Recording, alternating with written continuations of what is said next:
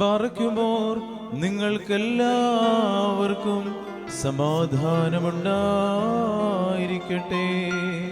അവിടുത്തെ ആത്മാവോടെ കൂടെ ദൈവമായ കർത്താവ് നിങ്ങളെ യോഗ്യരാക്കി തീർക്കുമാറാകട്ടെ. ജീവൻ നൽകുന്ന പ്രഖ്യാപനമായ നമ്മുടെ കർത്താവായ യേശുമിശിഹായുടെ പരിശുദ്ധ ഏവൻഗേലിയോൻ ലോകത്തിന്റെ ജീവനും രക്ഷയും പ്രഘോഷിക്കുന്ന വിശുദ്ധ മത്തായി ശ്ലീഹ എഴുതിയ രക്ഷാസുവിശേഷത്തിൽ നിന്ന് വന്നവനും വരുവാനിരിക്കുന്നവനും വാഴ്ത്തപ്പെട്ടവനാകുന്നു. നമ്മുടെ രക്ഷയ്ക്കായി തന്നെ അയച്ചവന് സ്തുതികളും നാം എല്ലാവരുടെ മേൽ തന്റെ അനുഗ്രഹങ്ങളും ഉണ്ടായിരിക്കട്ടെ. പരിശുദ്ധ കന്യകമറിയാമിൽ നിന്ന് ശരീരം ധരിച്ച ദൈവത്തിന്റെ ജീവനുള്ള വചനവും നമ്മുടെ കർത്താവും ദൈവവും രക്ഷിതാവുമാകുന്ന യേശുമിശിഹാ തമ്പുരാന്റെ മനുഷ്യാവതാര വ്യാപാര കാലത്ത് ഇവ ഇപ്രകാരം സംഭവിച്ചു. അങ്ങനെ ഞങ്ങൾ ഏറ്റുപറയുന്നു. യേശു തമ്പുരാൻ ഗലീലായിൽ നിന്ന് പുറപ്പെട്ട യോർദാന്റെ മറുകരയിൽ യഹൂദിന്റെ അതിർത്തിയിലെത്തി.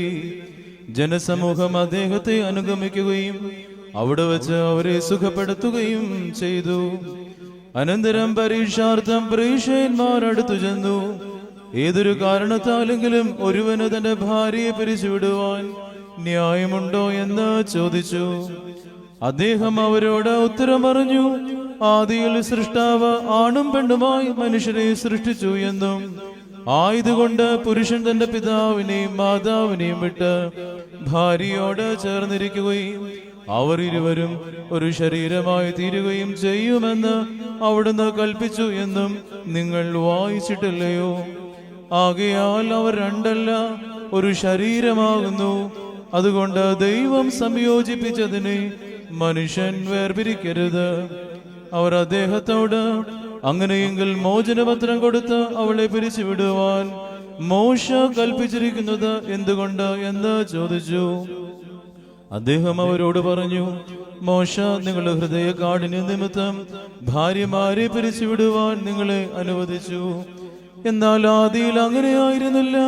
ഞാൻ നിങ്ങളോട് പറയുന്നു, വ്യഭിചാര കുറ്റം കൊണ്ടല്ലാതെ സ്വഭാര്യയെ ഉപേക്ഷിച്ചു